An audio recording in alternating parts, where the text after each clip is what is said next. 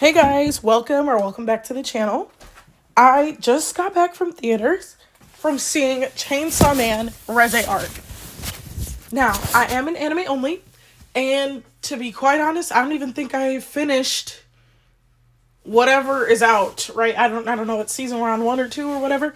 I don't think I even finished what's out. But I had the chance to watch the movie, and so I did. And honestly, I would say this movie is like a 9.5 out of 10. It's that good. Now, I talk a lot on this channel about like circular storytelling and how, this one example I used that I was told in college was this girl wrote this story about this character named Cricket. And Cricket gets into this car crash. And at the end of the story, crickets chirp. So it's like, it's circular, but it lacks a purpose in being circular. So it's like, what is the purpose of this being a circular story, right? That story, my teacher in college graded that like a C plus or something, because like, you have to have a reason for every choice you make in your story. Now, this movie was the most, well, not the most, but one of the best examples of circular storytelling I've seen in a very extremely long time. It was really, really good and really, really effective at, using music effectively, using symbols like water effectively. Just, this is going to sound like it's a complaint, but it's really not. It was predictable, but not in a bad way, right? Like I've seen movies do that before. Spoiler alert for the ending, right? I've seen the movie where the bad guy goes good and then tries to return to the one character they said they'd make it back to, and it's too late, right? Or they die in the process of that. There's this, what do you call it? Honestly, it's kind of a hentai. But it's a really good one. Like, I don't know. It's called A Kite, where this girl is a assassin. And she's, like, her boss is the man who murdered her family. But you think she doesn't know this. And she meets this other assassin character who's like, bro, your boss killed your family, right? And she's like, I've been doing that for a long time. And the assassin she meets is like, hey, why don't we run away together and stop all this assassin stuff? We can make each other happy. And she's like, I don't know about that. And at the end, she finally decides that she's going to run away with him, and he gets killed. So it's this, but kind of flipped, right? It's the good guy who kind of dies in the situation. So anyway, I feel like I keep going on side tangents. I personally felt like it felt like a catch-22, right? I really loved for Denji that he got to experience this high school moment, right? A normal crush, his normal age, right? Like 16-year-olds falling in love, doing the things, getting a little mischievous, getting a little naughty, skinny dipping in the school pool after hours. All of this stuff, like, I was so happy for him that he got to experience that because, his backstory is so tragic. And he's obsessing over a grown woman who's very highly manipulative. So, in experiencing this with the music and the beautiful imagery and the symbolism of the water and the butterfly and the spider, like all of that, all of the symbols they all hit so hard, right? And I'm looking at this butterfly, mind you, I'm an anime only. I'm looking at this butterfly being devoured by the spider, and I'm like, clearly someone's innocence is being like devoured here, because butterflies are like these symbols of life, of youth, even like naivety. Like butterflies could symbolize so much beauty, innocence. So I'm like, okay, his innocence is being devoured in this moment. Let me figure out how or why, or this is just like showing this youthful moment that occurs in life, right? Like a butterfly being eaten by a spider is just something that occurs in life. And it's horrifying, but it's beautiful. So I'm like, okay, like what are we getting at here? Is Makima, like, since he's falling out of love with Makima, is that like the end of a cycle? Like what exactly is this butterfly and spider hinting at? Come to find out. And very predictably so, she's the spider. He's the butterfly, right? He's this innocent, naive 16-year-old boy who's desperate not only for love, but for like affection and human connection. And he finds it through the perceived innocence of this high school crush, only to have that flipped on its head. No, this girl's an actual fucking demon. And in that moment where the typhoon, well, the person who's in charge of the typhoon devil, that man came for Denji's heart when he was about to stab Reze in the eye, I was like, this movie is going to go one or two ways. Like, it's going to be a dingy, depressed sort of movie after this point, that his, like, the potential for the best love he's ever had was ripped away from him, and he possibly could have done something to help her or save her. But the whole time I'm like, it's very strange that she doesn't go to Denji to get protected when this guy with a knife is chasing her. And I'm like, is this like selfless act she's doing? He's clearly here looking for Denji, looking to kill Denji. So instead of leading him to where Denji is, she takes him to the roof to just be killed and, you know, maybe give Denji some time to escape or whatever. I'm like, what is her purpose in giving him the runaround? Come to find out, she takes him down very easily, right? But I could see in the moment when her eye was twitching. And to be completely honest, it all just felt too good to be true. Like, the music swelling, Denji's happiness, all of it felt too good to be true. These are series-ending events, right? So obviously something has to go wrong here. I thought that Makima would have killed Reze sooner. Obviously, without Denji knowing. Mind you, I'm an anime only. I have no idea about anything. But I had this gut feeling that Makima was going to kill her. I didn't know how, I didn't know when, but I definitely did not think that Denji would have seen Reze's monster side before Makima killed her. But I felt in my spirit that he wouldn't know that Makima killed her. I felt all of that in my spirit. Anyway, I just thought the movie was so well done, and so the circular storytelling was just brilliant, right? Like, their story began, well, like, when he fell in love with her, he said, if I jump into this water right now, that's me deciding that I love her. And he jumps in. And then at the end, after the fight, he uses his chains and he ties her to himself and he jumps in the water. And we get flashbacks of them swimming together. That is brilliant circular storytelling. The little symbol with the spider and the butterfly, brilliant.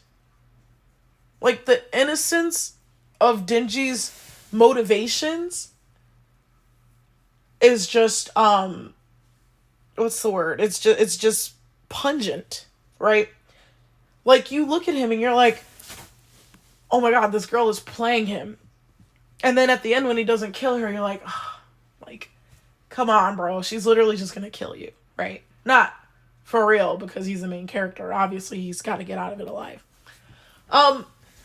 I will say I didn't really care for the little B-plot with Angel Devil and Aki. I really didn't care at all, even though Aki used to be my favorite character. I think I just fell too much out of the lore, too much out of the loop with Chainsaw Man, where I don't care anymore that much. But that was beautifully well done, and I feel like people who haven't seen one lick of Chainsaw Man would be able to watch this movie and follow it and, still feel the same emotions, because that's how effective it is at telling its own contained good story, right? Now, let's talk about that ending. Very sad, very poignant, and very predictable, right? Because the series thrives on Denji's suffering. It honestly does. Like, I don't know, is it funny to watch, like, a teenager never get what he's truly looking for? I don't know. It reminds me of that, like, that quote from BoJack Horseman, right? Like, there can never be a happy ending because there always needs to be another season, right? That's what BoJack Horseman was saying that about horsing around, right? Like, there always has to be a problem. Something always has to remain unsolved because there's got to be a next season, right? So it's like, you just know she's not going to make it to the cafe. You know she isn't.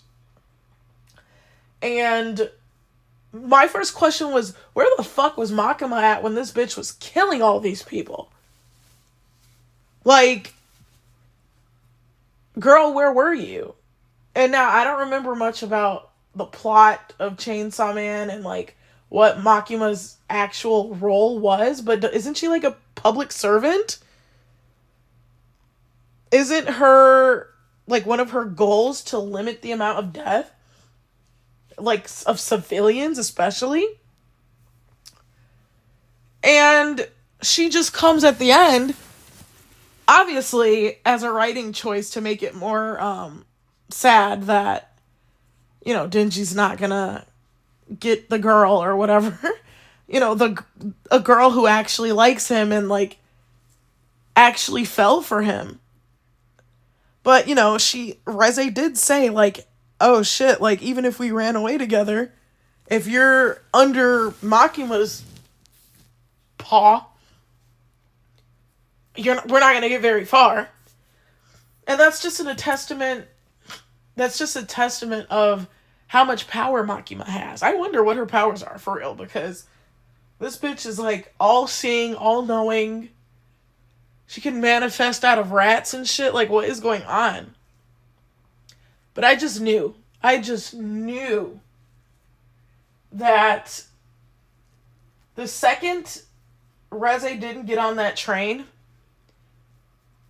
I knew, well, there's no way this reunion's gonna happen. And if it does, someone's gonna kill her. Like a Game of Thrones moment where Jon Snow is... I'm sorry if you haven't seen these shows. I'm just, like, name dropping show after show after show.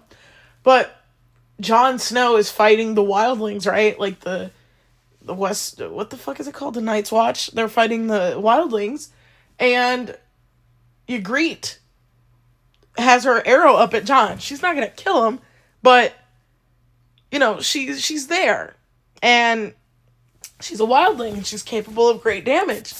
So one of the Night's Watch people kills Ygritte right in front of Jon Snow's face. So I was thinking maybe something like that was going to happen. Like, maybe, I don't know, maybe Aki or something could have killed her, like, as they were making up or something. I don't know. But, I always had a gut feeling that it was going to be Makima. And she manifests out of these rats, and she kills her. And it just feels so, like...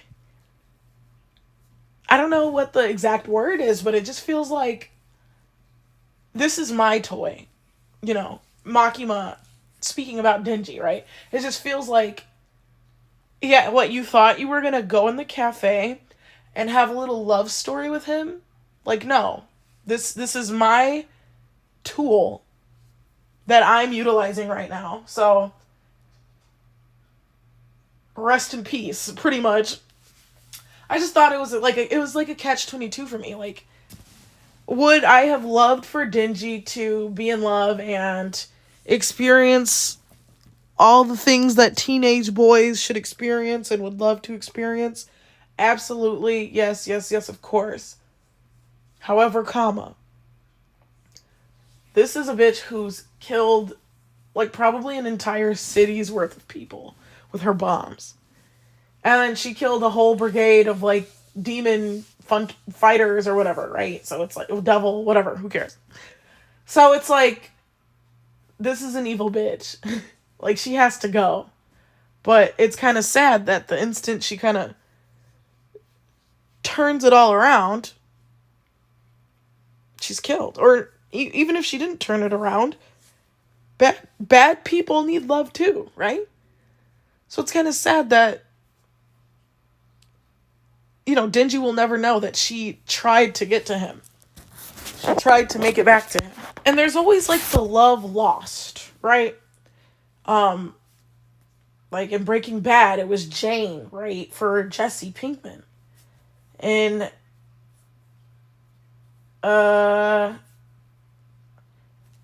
in Teen Wolf, it was Allison for Scott or whatever the hell his name was. Sorry. I actually don't watch as many shows as I thought, right? Oh, in Smallville, which is a Superman show, it was Alicia. Like, of all of these, a lot of characters have the love lost, right? Like, the love of their life dies. And then they have to kind of search for someone who can kind of compare or measure up. And it's the saddest thing. I'm sorry, that'll never, like, not be heartbreaking for me, because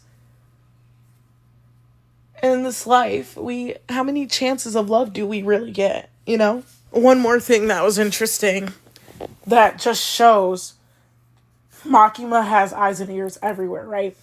Is the little city mouse and country mouse conversation. For some reason, Aki and Angel are having it too. But Denji and Reze have the conversation of like, hey, would you rather be a country mouse or a city mouse? And I'm like, very predictable, but very iconic appearance from Makima. All these rats, like, summon her or something. I don't know. She emerges from rats. And she's like, I prefer... I don't even remember what she said, but it was iconic. I think she said she prefers... I can't even remember. Like, there was just so much going on. I literally can't remember anything she said in that moment, but it was iconic. Like, and then she killed her. Gently. And very easily. Like, what the fuck is Makima? Also, I thought Kobani was joking about her legs. What the fuck? I thought she was gonna fuck the bomb devil up. I really did. But yeah, a 9.5 out of 10. And I just took off 0.5 because as iconic and explosive and amazing and dynamic as the fight sequences were, some of them were so hard to follow.